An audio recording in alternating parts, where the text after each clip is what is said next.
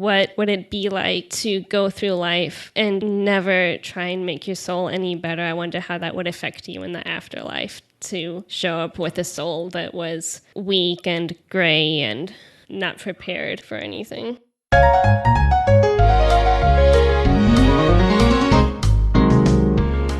Your Soul, a podcast of Madison Christian Church, Madison, Tennessee. We're talking about Your soul.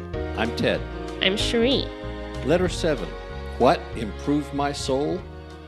When you don't think about the soul of another person in your friendships and your romantic relationships and your family relationships, you hurt them and you hurt their soul. Because you think, if I'm not hurting them physically, then that's enough. And that's not enough. You have to care about another person's soul too. So you have to understand what is healthy for a soul.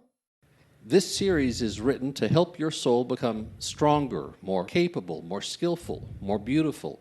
With God's work in you, those things can happen. Strength, beauty. We often think of strength as being masculine and beauty as being feminine. Some gender differences do apply to souls, but anyone can have beauty and strength, or anyone can lack them. We've all met some men with ugly souls and some women with weak souls. I want better for them. If you're a woman, don't resist becoming strong in soul. When the Apostle Peter describes the women of history who can serve as examples to the women of later times, he points to Sarah, 1 Peter 3:3-6. Peter says, "You are her children," that is, Sarah's children, "if you do good and do not fear anything that is frightening." What was Sarah like? What did she do? If you read the story of Sarah's life, woven throughout Genesis chapters 11 through 23, you will find she had experiences that would have frightened and discouraged almost anybody, but she faced them well. She was a strong woman and a fine example. Peter also points out that it is better to adorn oneself with good character than with hairstyles and jewelry. He says that beauty of the hidden person of the heart is worth more than external beauty. Another writer, Solomon, also talked about inner beauty and its absence. He wrote, "Like a gold ring in a pig's snout is a beautiful woman without discretion." Proverbs 11:22. Solomon must have wondered about someone, how can you be so beautiful on the outside and so ugly on the inside? If you're a man, don't be afraid of having beauty in your soul. Warriors are not prissies. Knights and warriors of widely different cultures across many times and places have had similar codes requiring a man to have both fierce and gentle traits together. They tried to have characteristics such as courage, justice, generosity, mercy, nobility, courtesy, and deadly skills. In some cultures, it was understood that the heart of such a man was a beautiful spirit. You may like or dislike knights and samurai, but you can't call them weak or wimpy, especially not one who was a beautiful spirit.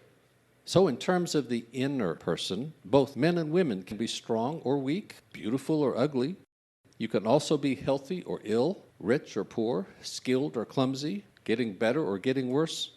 All these things in your soul. Many of these are the results of our own choices. You can be strong, beautiful, healing, growing, skilled. Which aspects will you work on? A lot of times people forget about the soul as they're creating their life, as they're creating their jobs or their hobbies or their entertainment or their relationships. They forget about something that is enriching for the soul. That is why people hate working in cubicles. That is Absolutely. Yeah, and that is why people need art. You and I won't be perfect or flawless in this life, so we're not trying to be, but we are trying to improve. Maybe you object. Why should I improve? Why can't you accept me the way I am? You might ask that. My answer is, I do accept people and try to help them reach higher. Improve, yes, but improvement doesn't mean you're not accepted. I'm not asking you to change who you are. On the contrary, I want you to grow into the best of what God made you to be. Some of this is for your own inner strength. Some is for you to move yourself forward in the world. These and more motivations have to do with fulfilling the purpose that God gave you. I'm asking you to trust God and gain skills.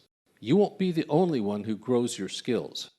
You can participate with God if you follow His leading. This series does not have rules for you to obey. I'm not qualified to be your lawgiver. Instead, here will be ways for you to make advantages in your life. This series offers a lot of options and choices. You can't fit into these changes? I'm pushing you into a box, telling you to do things my way? No. I'm asking you how you will operate your own soul. I'm showing you some tools to use and some errors to avoid. But what you do is up to you. The goal is not to civilize you or tame you or bend you into my opinion, but to show you ways to a better life. Maybe you don't want to change and grow. Then you won't. If you don't want to improve, ask yourself why. If you don't want to improve yourself, then what is this life for?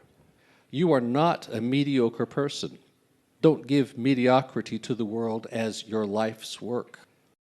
What would it be like to go through life and never try and make your soul any better? I wonder how that would affect you in the afterlife, to show up with a soul that was weak and gray and not prepared for anything. You have some great thoughts, and I appreciate that. What is your soul like? What can it become? It looks like the objective of this life isn't to avoid mistakes. You can do that by staying under the blankets, but to learn and grow, which suggests that we're training for a purpose after this life. I want to pursue my purpose. We're not going to find satisfaction in this life. This life is not about finding yourself. It's not about inventing yourself. It's about training yourself and strengthening yourself. Part of doing so is to deny yourself and lose yourself. That isn't obvious, but it is true. It has been helpful to me to discover where I'm strong and where I'm weak. When I exercise the strong areas, I feel strong, capable, developed. When I try to exercise the weak areas, it's difficult, especially at first, but I feel like I'm becoming a fuller person. You can exercise various parts of your invisible soul. Do you want to have a stronger will? Can you think of ways to improve your mind? Would you enjoy having skills in your emotions? What about interacting with your Creator? What about interacting with other human souls? So how can we best shape our souls? By conforming them to the wisdom that our Creator has provided for us. See Psalm 119, verse 9. The challenge is on.